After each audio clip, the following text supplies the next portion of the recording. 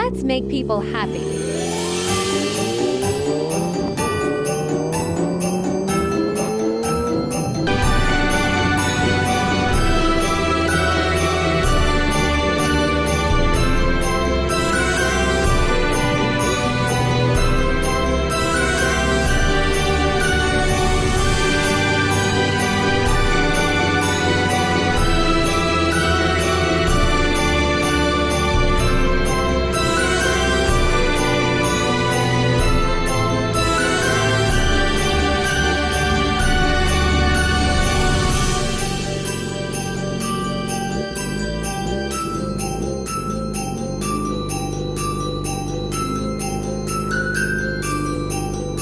She was so exciting with Christmas.